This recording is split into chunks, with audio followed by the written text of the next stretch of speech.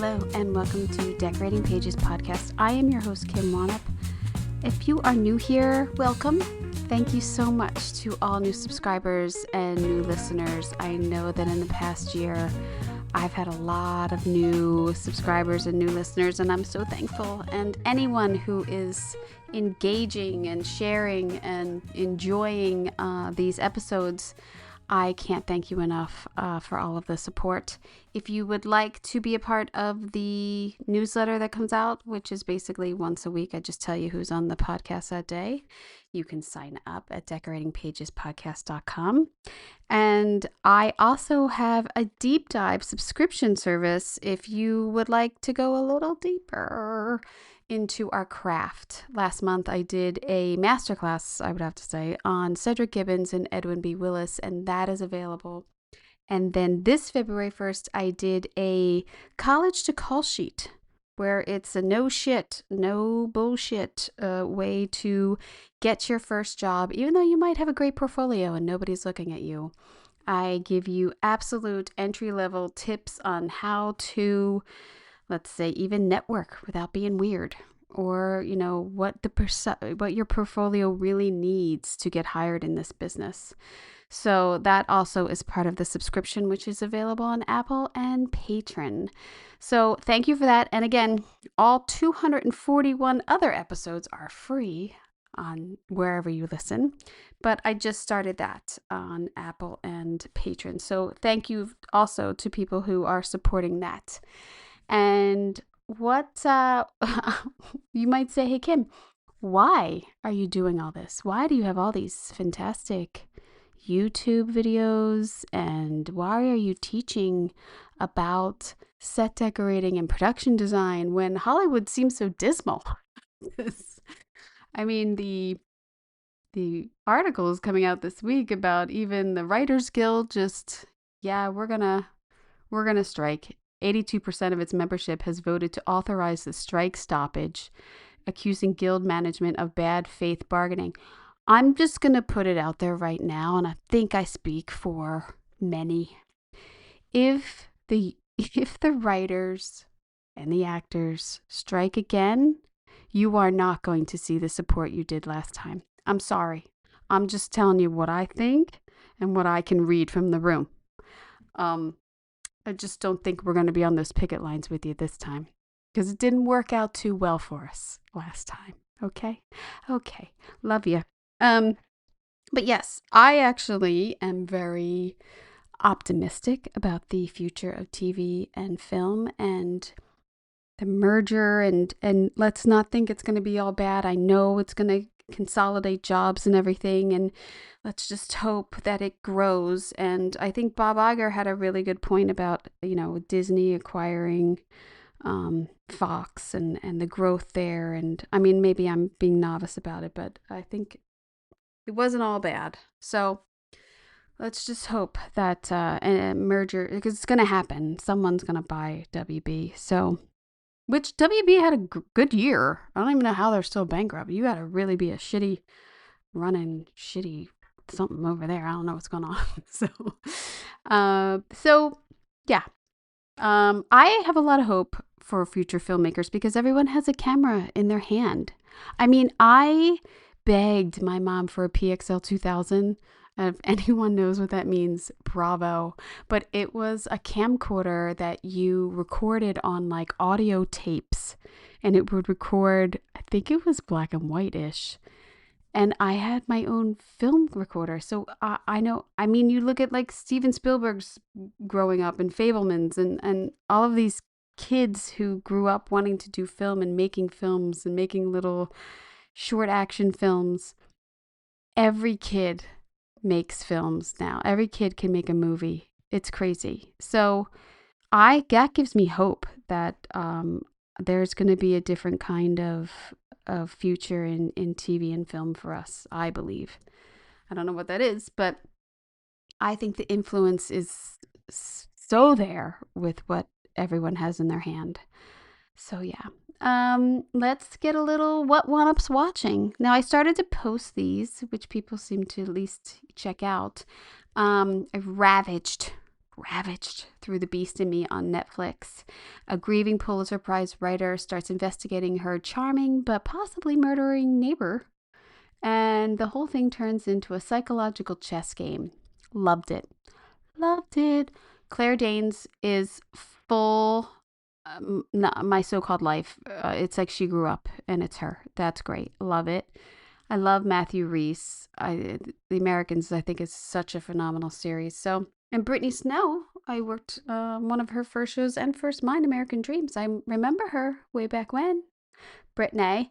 So I loved it. I thought it was really good. It looks really good. There's a big mix between this powerful, modern, sleek New York City house apartments versus the writer lives in this like shitty old house.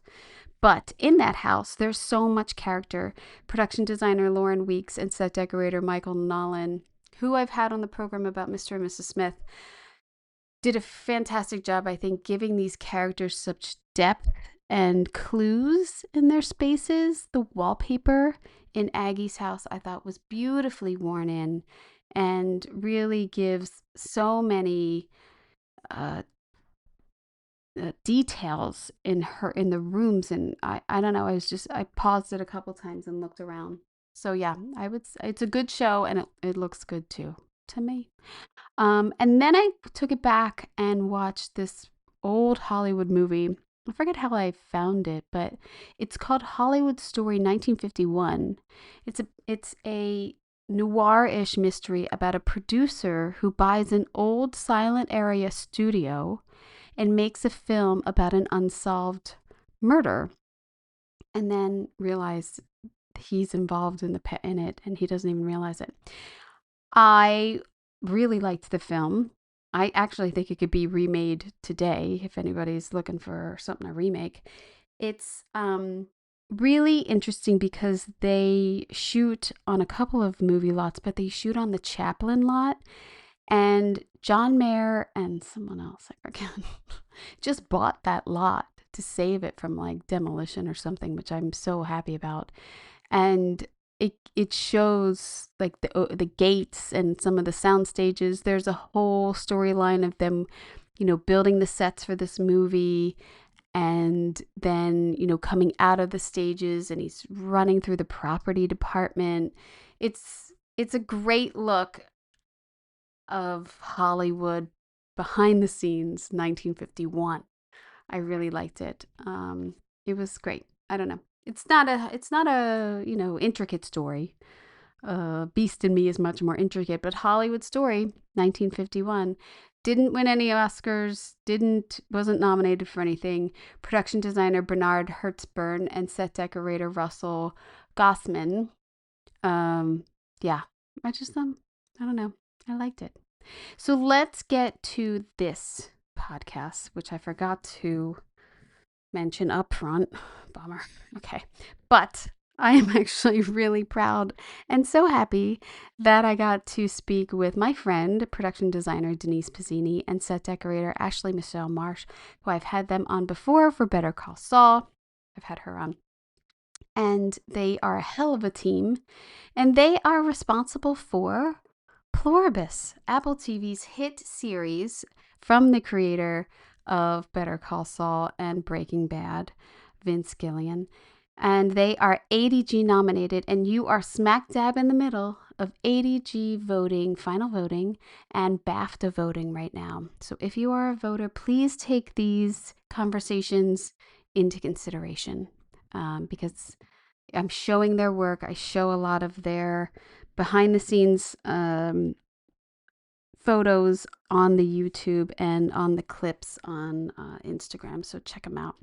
Denise and Ashley are a hell of a team.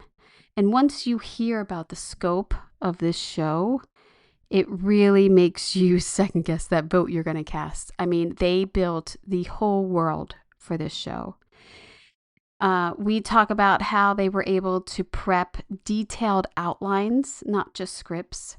How showrunner Vince Gilligan runs a very tight ship with approvals, which is kind of painful up front, but then is great in the end because you know exactly what you're getting. They are building film level scale sets. I mean, full on constructing a full cul-de-sac of 6 houses, engineering a massive Air Force One exterior build, an ice hotel. They're taking over grocery stores. They're emptying out. They're traveling all over the world. I think they said they went to 3 or 4 countries. It's fantastic. I'm so happy for Denise. It just looks great to me. And the sets are such a character of how to explain the story. So it's so important that you pay attention to those sets when you're watching the show. Ashley is a magician in being able to get all of these amazing pieces and set dressing out of Albuquerque. So bravo again, Ashley. All right. This is Pluribus with production designer Denise Pizzini and set decorator Ashley Michelle Marsh. I hope you enjoy. That's good. I want to start off saying I know that you knew the people from Breaking Bad and everything, and you knew that something else was coming. I feel like last time I talked to you, or like something's coming, we don't really know. It's another show that they have. Did you have any idea it would be this cool? like that it's like so out there of a departure from Breaking Bad? No.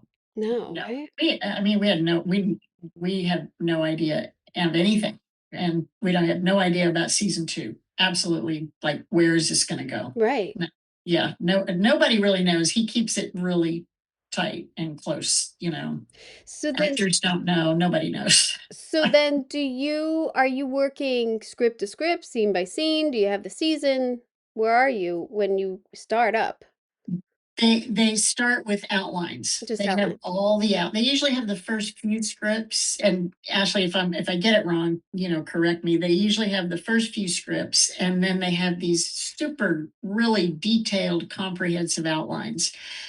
These outlines, you can actually prep an episode from these outlines. They are nice. really just very thorough, but we have just about all of it when we start the season, which is great because that goes into like how we design things for what's coming later, and so it's super helpful and gives us a lot of time. And then I usually go and flag stuff that is gonna take a lot of time, like the ice hotel, Air Force One, building a whole cul-de-sac of houses. How about that cul-de-sac? That was where we started. And we were working during the strikes, so we were able to continue the building and stuff. Actually, I can't remember if you were laid off for a certain amount of time. Yeah, I was on for 2 weeks before the strikes. And then you guys moved forward with building the cul-de-sac for several months. Yeah, for several months. And it was just me and Den's, the art director, one set designer, like 3 days a week, and a construction crew. Wow. And so that was our only project. We had started the stage build and everything, but that all shut down too. And so they allowed us to continue, because you get to a point, you can't just start it and then walk away. Well, no, not this type of construction. Yes, we had to get to a point where we could board everything up. And what we did is we built the structures, laid all the slabs, and poured the street and everything, and put the roofs and everything. And then we boarded all the windows and doors up, and we had to lay all the gravel. Oh, wow. The EPA, we have this dust mitigation thing, and so we had to do all that before we could walk away. And then they finally shut us down, and we were only gone for like a month or 6 weeks. And then we all came back in October. Yeah. Yeah, it was right after Thanksgiving, because I was so happy to be off. I'm like, maybe they're not going to go back till January. It's like, no. So we came back and we started, landscaping, and I had already put like trees on hold that they were holding for us and everything. And then set deck came back, and then the whole art department came back, and then we continued with the building on stage and stuff. And then then we had to really hustle and like, where are we going to get all these planes? Where are we going to, Oh, yeah. building? How are we going to do this ice hotel? So those first 3 episodes were like, Jam-packed. I couldn't even believe that. Okay, we've done 3. Jam-packed. Well, they're films. I mean, you're doing mini Yeah. films, and Yeah. I stress that all the time in television that our bar it's film. We're doing it in less time, less money, and it looks phenomenal. Like it's film quality, and that's what we do now, which is great because that's, we don't want to do things that don't look great. But Ashley, so then you came back and had how much prep? I think it was what, maybe 6 weeks? No. Yeah. Well, we started shooting. 8 weeks. We pushed because we were pushed. Yeah. So it was probably about 8 weeks. Yeah. Was there anything in Carol's neighborhood that you insisted it has to be real? Like, I can't fake this. It has to be real. I mean, you created all of this. Is it all real material? Like, did you Yeah. I Yes. mean, the way Vince works is he doesn't like to fake it. He wants it to be real. He wants to be able to have a conversation about, hey, what is this? And then you can have a dialogue about what it is and why it's there. And he's like, okay, great. That's amazing. So yeah, we had like real gas meters outside the houses, like all the air conditioners and things, and all of the things that made outside of the house facades real. Yeah, and the roofs, because I'm like, okay, guys, in this script it says drone. We know what that means because Right. they were going to VFX all the roofs, and we built these houses for real. I mean, real roofers, real everything. So we were just like, I'm like, Ashley, we got to do the roofs. So we had stovepipes and compressors and swamp coolers, and so we did all the roofs, which they were. Diane Mercer, our post production producer, she was like, they did the roofs because they were planning on, and then the same with the backyards. They were like, well, you can just do each backyard episodically. And of course, then when the team comes back and Vince, and he's like, well, what about this? What about this? So then we had to immediately like, okay, now we got to do all the backyards, which I knew from the beginning we were going to have to do that, but it takes people longer to realize what.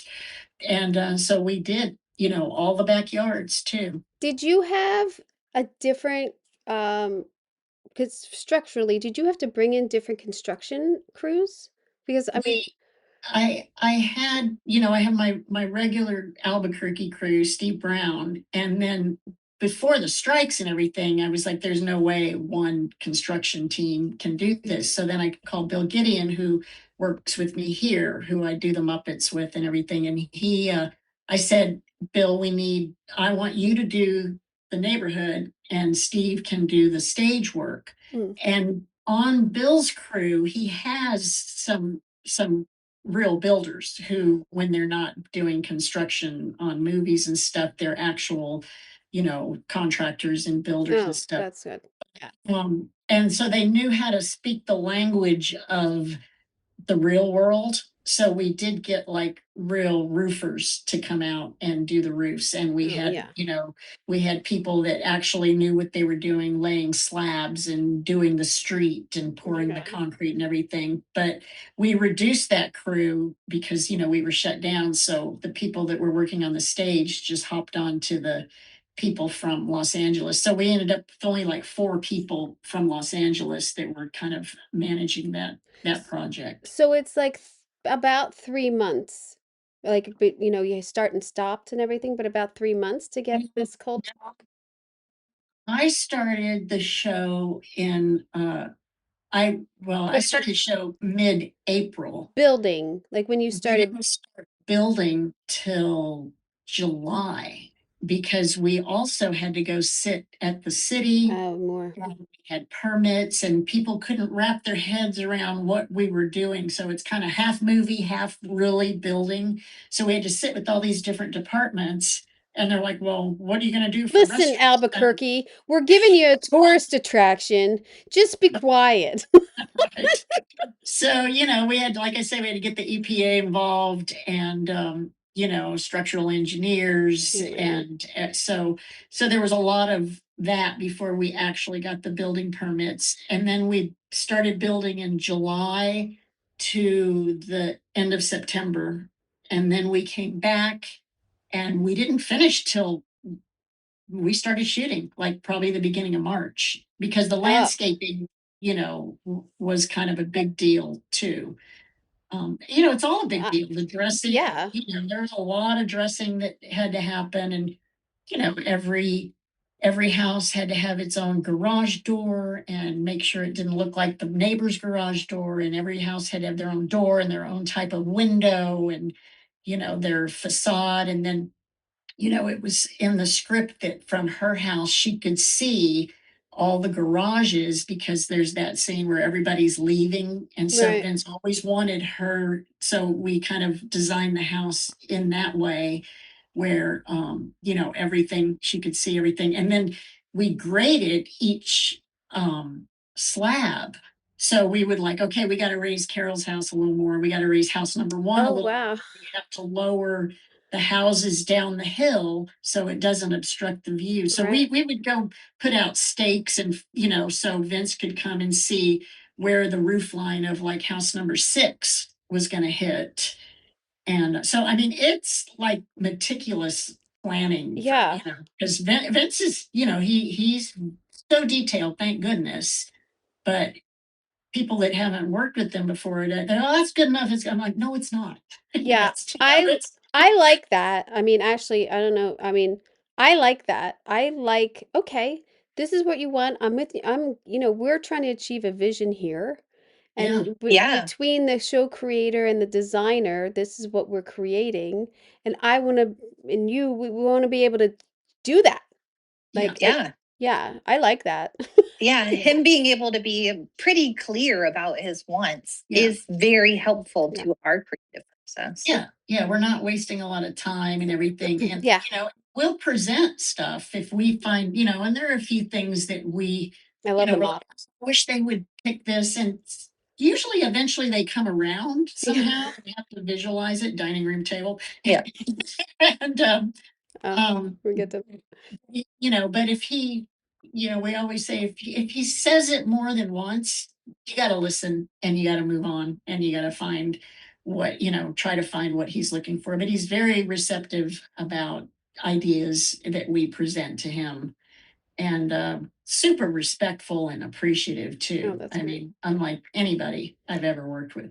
I love that you have real, like, you have the generated model, and then you have the white The white model. foam core Yeah. model, which I always loved. I love model making. I always love model making and like people getting the opportunity to like look in and look at it because it's hard to visualize. Even computer generated things. People look at it and they're like, "Oh, Yeah, they yeah." don't get it. But when they Yeah. can touch it and see it and like pick it up and look at it, it's always fun.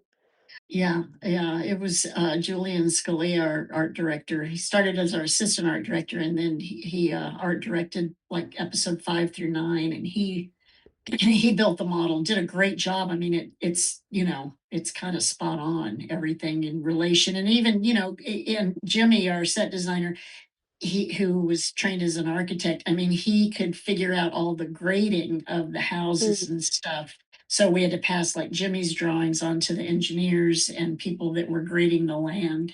Wow. So it was, something you don't do on every TV No, show. and it's something we who I always love to think like I never knew I would be researching blah blah blah like and now I'm an expert at it. Um oh yeah, I have the you had pictures in your ADG packet of the grading and laying the black top and Yeah, my God, it's just so much work. So yeah, much work. it was a lot of work. It was, thank God we had time because I don't know. I guess we would have just thrown a lot of people at it, but it was nice to have the time to really. And then our interior, which is so gorgeous, I think. The tile work in the interior is fantastic. The flooring, the color choices and everything, and then the accentuating of the fixtures and the furnishings, and I think really brings out the character of Carol and her partner. Like it really like, oh, she's well to do and she's got taste. And like, some characters don't have taste. Yeah. Yeah. We do, but they don't. Yeah. And it was nice that we could do that because, we also didn't want it to look like, an extension of Better Call Saul or Breaking Bad, where they thought, oh, it's Kim Wexler now lives in Right. this house. So, we had to make it look different. And it was great to be able to, we had all those picket tiles were like custom and they weren't quite right. So we ended up painting a lot of them. And then the tile in the kitchen, we have a duplicate kitchen out at the site. And I think we did a vinyl floor there. We did a printed vinyl for those tiles there. But whenever you're really in the interior, we shoot it on the stage. It's more complete. So you had to buy doubles for a lot of things, Ashley, doubling up, or did you transport things? We ended up transporting a handful of things, but we tried to find as many doubles as we could. There were quite a bit that we could get doubles of, but it does become hard when you want those really special antique pieces. Yeah. Then we did have to move those back and forth. I have to say, I'm always, being a former decorator, I'm always amazed that Ashley, and we're in Albuquerque. Yeah. Yeah, I've been there. There's no, and that she, I'll ask for like, we need some higher end rugs. She's like, okay. And then I don't know where she's getting stuff. And it's like, it amazes me every time that these pieces that she finds are just outstanding. And I'm like, like I said, we're in Albuquerque. And somehow, she's got the magic touch and I'm glad it's her, not me. I just don't know. I'm amazed all the time after decorating for so many years and decorating on location. And, I've decorated in Boston and, play bigger. And this, it's amazing. I mean, even if it's not a Santa Fe style or a Southwest style, she can still find, what we're looking for always. So how Thank you. how far away is the site from your stages? Maybe like 25 minutes. Yeah, 25 minutes. That's on the west side of Albuquerque. So what's wonderful about Albuquerque is almost everything is 25 minutes or less. Yeah. Yeah. And when you hit traffic, it's about 6 minutes. That is true. I mean, I worked there in the mid 2000s, and yeah, you could get everywhere. Well, I don't know where you're going, but it was the first time I had ever gone to a Walmart, and I was just like, oh my God, thank God for Walmart. Thank God. Oh my God. That's all I know. But how did you come up with her style? Like, what was your triggers of, oh, that's her character? Like, what pieces really like nailed it? You always kind of start with a sofa, but was there other pieces, Ashley? Well, Denise had put together an incredible lookbook. Yeah, lots of research based on high end, Southwest style contemporary. And so I put together a lookbook of kind of the looks we wanted. And then and Ashley took that and went and like that dining room, there's a combination of like these modern chairs, a modern light fixture, but like an older piece, that hutch back there and that chair is like, older pieces with history. So, so it doesn't look like a showroom. Right. It's eclectic. Yeah. It feels more real that way. Yeah, and I feel like in every room we tried to do that. Yeah. There was one special piece or couple special pieces in each room that was, vintage or just really beautiful. Yeah. Like that headboard, that's an old railing that we found in Oh, somebody's nice. warehouse that I said, that's gonna be, so we kind of grabbed that and without approval. So we kind of hold our breath on things that we love and then hopefully it passes the test and it did. So that was a nice little piece. And then yeah, in the office she has some more modern pieces in there, more functional Was pieces in this the office. was this board that she writes on in the wall did you make that? Yeah, Yeah. yeah, we made that, and because Vince was very specific that, it opens like this, and that actually the back wall of it is the back wall of the bathroom, so we could remove that, so if they Mm, ever wanted to shoot from, through it. through, we could do that, but it was a board and then another board, and it was a little complicated. We had to get special effects involved, and they weighted it, and then those doors Yeah. are actually scenic. It has this kind of deco kind of Yeah, beautiful. French polish, but it's scenic because we have amazing scenic artists on this show. I'm also assuming with Vince being very into details, all your plumbing works. Does that do a lot of that? Yeah, The we kitchen. set it up so it can be. Yeah. We always have to put it in Yeah. as if they're gonna use it Yeah. Making it as every real time. as possible. Yeah. Did you have any script lines or anything that led the design of it? One thing that for in my part is at the beginning when the event happens, she's scared, she goes and she closes all the windows and all the drapes and Mm, shutters and everything. So I was like, how are we gonna light it? The DPs are gonna hate this, because everything gets really dark. So we I designed this atrium that yeah, goes yeah. from the bottom floor up to the top. So you also have you also can go around it on the top floor. So there's views from this atrium from the living room and the dining room and her office and their bedroom. So the Yeah, yeah. atrium provides some natural light. Yeah, that's the atrium. And that's a whole separate set, this upstairs part.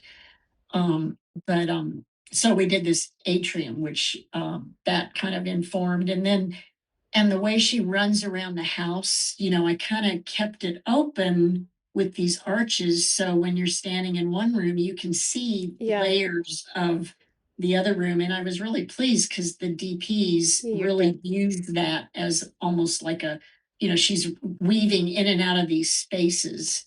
Yeah. And so, that, I kept things curvy arches and, Very round. feminine. Yeah, yeah. So Ashley, do you have one piece that you saw and thought that from the script, like, oh, I found it. Like, like, there's always that of like, oh my God, I actually found it. Found, like, I maybe don't not from the really house, but like any of the sets. There's know. so I many don't know. sets. I mean, There's so many. Yeah. And I don't know. I think it's hard for me on this one to say that because we end up doing so much research hmm and like it ends up just becoming like, oh, there it is, rather than like that's what we needed. I'm not right. sure if that makes sense. Yeah. Like Yeah. it tends to happen a little bit more organically. But Then, yeah. yeah, but my favorite piece is a piece in the hallway that I don't even know if we've actually gotten to see very much. It's across from the kitchen and it's this Oh, I don't know. beautiful, like, uh 1920s, 30s hutch. It's Ooh. gorgeous. Oh, Has like the oh, right. Coke bottle glass in like amber. It's oh, stunning. fun. There were some that like in other parts of the thing, there was one real challenge.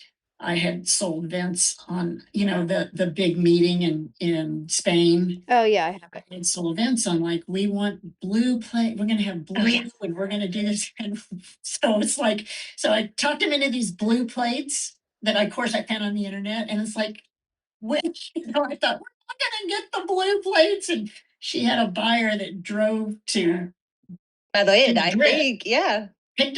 Found the blue plate. They found them, they brought them because I wanted this whole table setting to be this monochromatic, silver blue, because our table, and he was very specific about the table, and it was made out of zinc. Zinc, Yeah. yeah.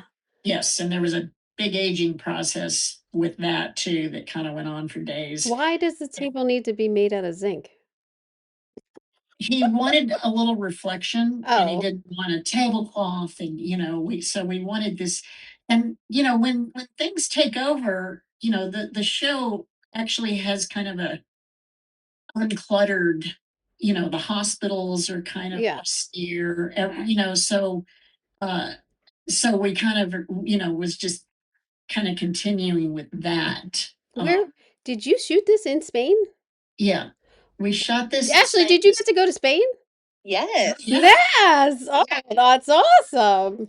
Yeah, no, it was really wonderful. Yeah, that was at this hotel, this fabulous boutique hotel in Guitaria near San Sebastian. Oh, And when fantastic. we scouted it the year before in the summer, we were like, okay, this is perfect. And then we went back and it's like October. And we're like, it's gonna rain. So we had to build this You have whole to build that. thing. We built that whole thing that kind of matches the location, and then we had to green it out and everything, and then we built the table, and Ashley got the chairs and all the table stuff and the beautiful centerpieces. Beautiful. Which, Yeah. they can't cut flowers and stuff, so there's certain things we can't do because they wouldn't cut flowers, but maybe there's fruit on the ground and leaves, and so she made up this beautiful centerpiece that Yeah, all the rules. All the rules of the show start to get in the way of pretty things. yeah. Yeah. And it's something that you have to think about all the time. How Yeah. many rules there are, what you can and can't have in place. Right. Oh, In God. Quechua village, like things that, like they wouldn't have some fresh things. It was mostly like root vegetables or like, with that kind of dressing. Now, I know anyone who hasn't seen the ending, you gotta fast forward. But that village at the end, where's that? That's in New Mexico. That is okay. I was Yes, like, where did they go? it's in Pecos. Is my dog? Can you hear my dog? No. Okay. Oh, he's It's in Pecos, and I wanted to build that somewhere like in the Canary Islands or something, but I'm glad we didn't because it would have been really hard. But yeah, it was just empty land, and we cleared. I haven't put that on my thing. I know you didn't even have. I mean, I don't have all of your because when I posted this, you can't post anything before it shows. So yeah. when I posted this, we hadn't seen that yet, but yeah, we built all those huts and we cleared all the land, and It's it's a beautiful village, and all the textiles and everything that you had there. Yeah. It's really beautiful. That's why I was like, research. where did they go for this? I mean, I really thought that it was a location. I was like, there's just too much detail here. But I'm fooled constantly by all of our work. So which it's a compliment. The ice hotel is so much fun. Now, this is a build. I mean, you have a picture, but tell me how big this was. It's huge. They got a hallway, you got a bedroom. It's a big build. And it was even bigger, but they cut it. They were like, okay, this is getting expensive for a teaser. I mean, we had this whole bar and these birch trees encased in ice, and it would have been super cool. But I'm happy with what they did. But it's a pretty big room. Yeah. Yeah, I mean, I don't know offhand how big it is, but it is pretty big. And we hired these fantastic sculptors that came in, and I'm like, I want this like koi fish Japanesey kind of, because I figured that the waves, and there's a lot of research we did on these ice hotels too. They start from scratch seasonally. So every season, these places hire an artist to design and build a hotel room. So each room is done by a different artist. So we kind of embraced that idea, and and I thought, something that's flowy, and because our room was kind of octagonal. It kind of had a roundish, but with like igloo stylish. Yeah, yeah. And so that's how we came up with that. And then we found these ice blocks that we got from Germany, I think, because we didn't want it to look super fake, but some of the real ice hotels look fake like this. Yeah, well, the real ones do. And then I was gonna say, Ashley, is that furniture or is did you We find? mostly built that out of the ice blocks. Mm. And then, so yeah, there was the bar and the side tables. And then we had these beautiful slab cut pieces of wood that we put on top. Yeah. And then I think there was a couple pieces of furniture. There's like a bench and a chair and a wardrobe. Yeah. The integrated lighting is really nice too to highlight all the sculpting and I really do like them like this. They really do all pretty. this kind of special lighting and stuff. How much is it a night? I'm never going, but it's thousands, right? It's thousands a night to go there. Yeah, I don't Yeah, know. probably. I think it's probably like $1,200 a night, but then you have to get there too. Yeah, then you gotta go. I'm not going there. I saw this sprout scene and I I freaked out because I was like, oh my God, I would die if this was in a script and be like, you're CGIing this, right? Like this isn't real. This isn't real. Like I just want to know, I want to know, is this a real sprouts? Okay, Yeah. yes. Yeah. And they agreed to let you take out all of their food and put it back? There's a cutting line, but all this front area, probably those shelves back there. Actually, did you guys empty those shelves in the back? I think there was. There was a line. It stopped at like the bulk goods. Yeah, yeah, and So then those- the VFX beyond that. But But still, this front area, everything she interacts the with, nuts. everything is all real, and it was. Yeah. Yeah, a couple of overnight crews, and then put it back. Well, that's what Put it all back. So, how long did it take to take it all out? So we were really lucky. The Sprouts crew actually helped our set Thank deck crew. God. Thank God. Yeah. So we had people with our team that knew where things went, how to get them out of there fast, where to store them in the store, and then do all that. So I think they did overnights, but I don't believe that they worked more than 10 hours Wow. each overnight. And then and then they helped the crew put it back, Yeah. which Yeah. took Yeah. another day or so. Yeah. And that was also an overnight, undressing and dressing. Well, and both overnight. all the trucks. Yeah, that We never knew how much of the trucks we were going to see. So, we were, she dressed the trucks. So you don't see a lot inside, but they're. well, you see enough. dressed. Yeah. Did you get to use any of the store dressing to put in the trucks, or is that your own dress? No. No, that's our own dressing.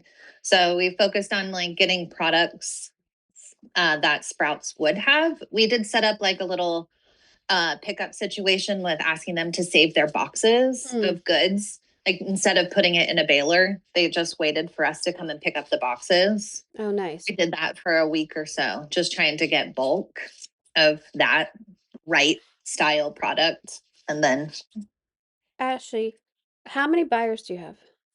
I have two. Two. And then one lead? One lead. One lead and like 10 to infinity going on. Two gang bosses. Two gang bosses, yeah. Two gang bosses and 8 core. And how many days would you say you're on stage? I mean, there's a lot, especially these first three. You're out a lot. Yeah, we started out quite a bit. That in never the helps. first episodes. That never helps. That doesn't help us. But yeah, we started out quite a bit. Wow. But And how many days are your episodes? I'm trying to remember. Are they like 14, 13? 14 15? to 17 sometimes. Can't remember. 14 to 17. Yeah. But you're prepping probably 10 days into that then? Yeah. Yeah. Even more because like I said, I flag these things that we have to Yeah. start on, like Air Force One, Yeah. it's like, Oh what yeah. are we gonna do for Air Force One? I've done that. And what are we gonna do for, for the ice hotel? What are we, there were some other big ones, but There is Yeah. such a like checklist in my mind whenever I see anything like presidential or anything. I'm like, okay, they got the all right, yeah, and they got okay, yeah, yeah, yes, great. Shoot it. It's beautiful, it's perfect. Done. Like, yeah, it's so not it's not an easy thing to get it all right because they're so specific of the chairs and the phones and like the door not like everything is so specific. right. Right. And Again, a lot of research that, but we still made it our own yeah. because if you look at a lot of the research, and I didn't want it to be a movie, like this is like Air Force One on, whatever. Yeah. Because we're in some other world. We don't know who the president is right now or anything like that. So we wanted it to look different. And again, embracing that kind of now that the event has happened, things are just kind of austere. There's no excess of anything. So there's no paperwork. There's no. I love the brass lamps. Nailed it. Love it. Yeah. Yeah. Thank you. That's a big Yeah. build. That's a long, long Yeah. build you had there. My gosh. Yeah. Yeah.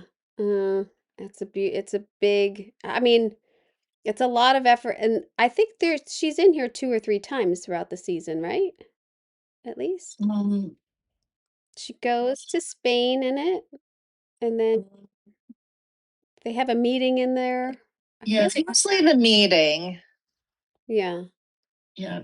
but it's quite a long Yeah. It's time on camera. yeah. How many stages did you have? 2. Just 2? Yeah, we're like tearing things down and put, that like tear down the ice hotel, let's put in Air Force One, tear down Yeah. you Ugh. know.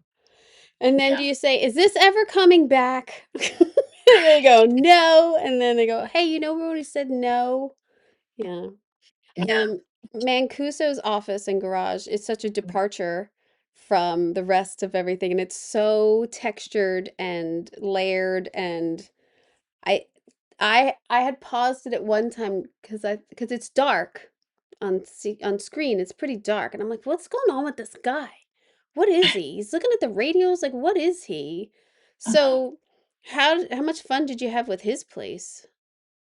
It was nice because it was a departure from the other stuff, and we had to make it look different, and we're also combining locations in the Canary Islands. So the interiors, with the interior and the storage unit were in Albuquerque, and it had to look like Paraguay. So, and then, we built that whole second story onto an actual storage unit. And, and then he goes through all the storage units, which Ashley had to dress. I know. Again, Storage wars. Yeah, it was a lot, and they didn't even show half of Yeah, what no, we it was dressed. so much. It Yeah. was so much. Heartbreaking. And it was very hot at Yeah. that time of year. Ugh. And then we went to the Canary, and then we did the interior on stage. And I knew that anywhere we were like in another country or something, we had to really punch up the color. Like Laxmi's kitchen is like more intense. So everywhere you go somewhere else. And then we go to his apartment, which is very dark, but that was an actual location in the Canary Islands.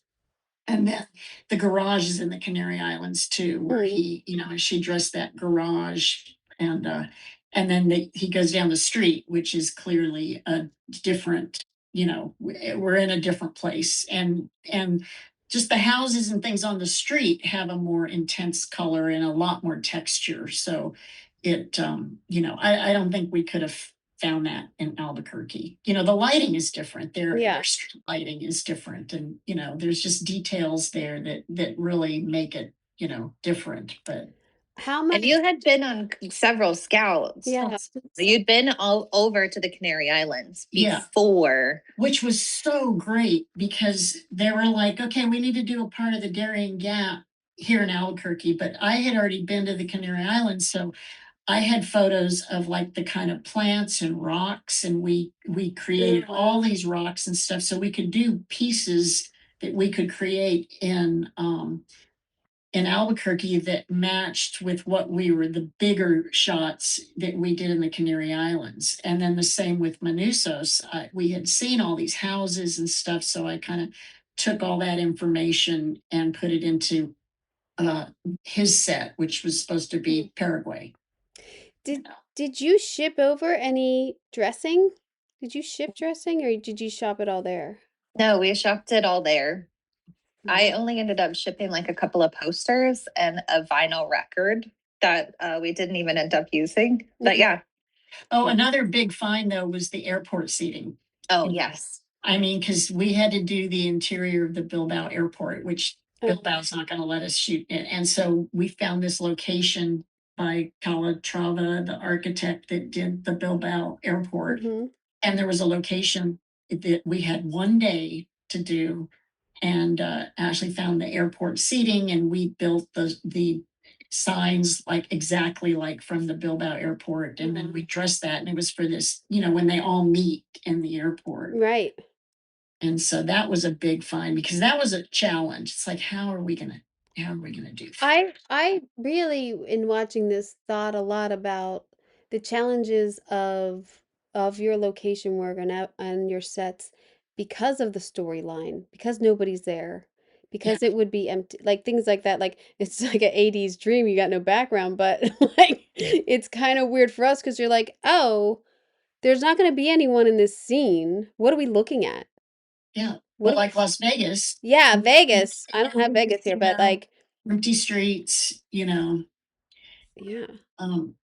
Yeah, it's challenging. You have to. But how did you do Vegas? Like, did they just take people out? Yeah. Yeah. For the most part, they shot it like at 3 o'clock in the morning, even though there's always something going on in Vegas, but they had chose different areas that they were shooting, and then they ended up taking some people out. And then that hotel suite, did you build that? No, that's actually Elvis's suite. So he says in the thing, Oh, yeah. that's Elvis's suite. And, we were looking at another hotel because I was kind of like, we need some modern, fancy, shiny hotel because we don't have that look in our film. And so the hotel we were looking at fell through. And so we ended up going back to Las Vegas, scouting a bunch of other stuff. And then, this hotel, the Westgate, which used to be the Las Vegas Hilton or the International Hotel, they said, well, we have these suites, and this was Elvis's suite. And Vince liked that idea that, he would take Elvis's. Yeah. So, and then we went in, and it's this kind of Italiante, kind of over flourished, which was great because that's another look that we didn't have. And it really serves the story well because that's who he is. He's kind of over the top, and his clothes are, he's got all these brocade jackets and stuff. So it actually worked out perfect. And we didn't have to do too much. I mean, we changed some fixtures and some furniture and added some panels because we were on what floor? The 32nd or 34th or something like that. Hide like the pool that was outside and stuff like that. But it worked out really well. And then when we were at the end, we were going to do the Montana stuff. We were going to shoot that in Spain in a cozy little cabin, and it's very romantic. And Ashley did a beautiful job dressing this gorgeous cabin. But then there's our last 2 days of shooting, and actors got sick, and it was pouring down rain, and everybody was getting sick. And so they were like, you know what?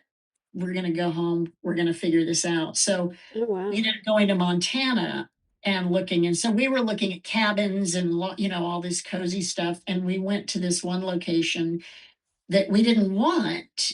And I thought, well, let's just go see it anyway. And the views were so incredible that we were kind of like, this is great. And it also gave this sense of they're alone in the world. They're in this huge space.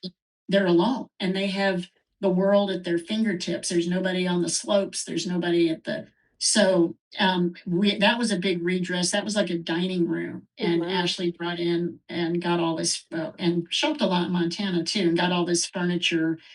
And I redid the fireplace and some other stuff. And So, things work out like that. And we're lucky that we are working with a group that is flexible. Yeah. That's kind of a good idea. That's better. Let's do that. And so we have all the looks, checked them all. Yeah, you definitely do. I mean, many times over in these episodes. Did you do all the traveling for the location at the end of the shoot, or was it intertwined? Did you have like shoot 3, take a break? It was all at the end. We did have Vegas right in the middle. Yeah, Vegas was just like a handful of days, a week. Yeah. And Spain was at the end, which was, part of episode 1. So we kind of held episode 1 and 2. So which I don't know how we could have fit in all that in a regular episode time. So thank goodness So you shot from what, March to December? February. Yeah, we came back and we finished the Montana stuff in February, at the end of February. Well, I mean, if you start season 2, see you in 2 years, Denise. Yeah, I know, it's true. Why do you think I'm never leaving LA? I I'm just doing stuff here. It's like God. it'll be good though. And the warehouse that you guys did with all of the plastic bags and everything is so creepy and so like, oh, mysterious. And then you're like, what is she looking at in that bag? And it's a perfect ending to an episode, I must say, when they edit it that way. Yeah. You don't know what's going on. Yeah, that was definitely one of the most difficult things we had to do. Yeah. Labor-wise. Yeah. We couldn't get it right. We kept like, how about this? No, we want it to look like this. Well, how about this? So we actually researched like how you butcher something. Right. Like where you would cut things. And then I called it the carving circle. We had our mill was all these guys sitting there just carving body parts, and we had bins of like legs, arms, heads, torsos, and then set deck took them all. And Well, went to paint after that. Oh yeah, shrink wrapped all these, and then we had to put paint, like inject blood into the things. And I mean, this warehouse is huge. It's 100 feet down. Yeah. And then that's one row, and then there's rows beyond that. And it was a lot. I don't know where all those body parts are now. But they might come back. I'd hold on to them. Well, how long did this take to dress? We had about a week in there, but we also kind of started out like, oh, maybe we won't see the top of these. So we talked about not seeing all this, and then it just continued to get bigger and then evolve and change. So by the end of the week, we had like 25 dressers and more sculptors, and like just trying to. We can never really cut corners like that. Yeah. I mean, even unless. Well, it shows. We're absolutely not going to see that. It shows that you don't do that. You will do that, but he always tells me, he goes, Denise, I hate it on TV shows when the art department does all this work and you don't see anything. So he, by his direction, they shoot everything like we see everything. Oh, we really do, top, bottom, everywhere. So we can't really. Be careful what you ask for.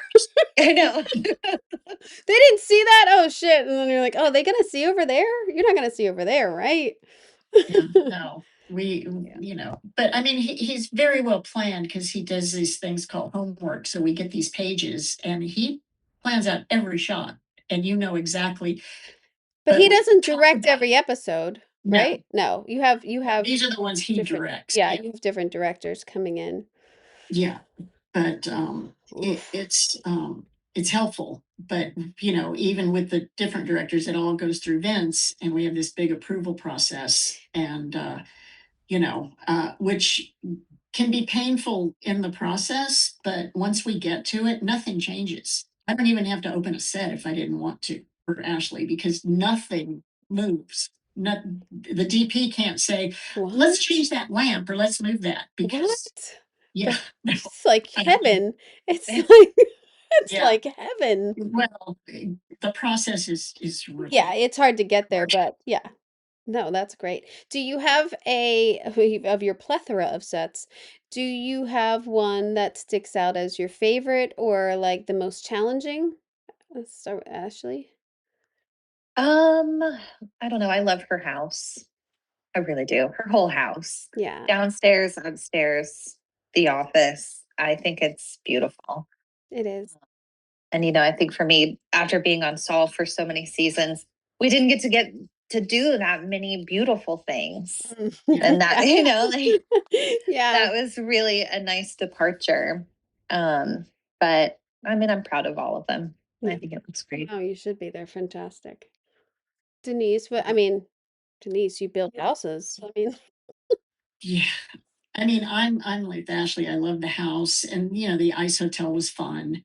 The One of the biggest challenges we had was the exterior of Air Force One, where oh, we started out with, like, we found the door to a 747, and then it was like, okay, we'll just build a little bit around it and it'll be green screen. And then it was like, no, we need more. We need more. And then we need it up in the air, and we need to bring the stairs to it so the cast can walk up.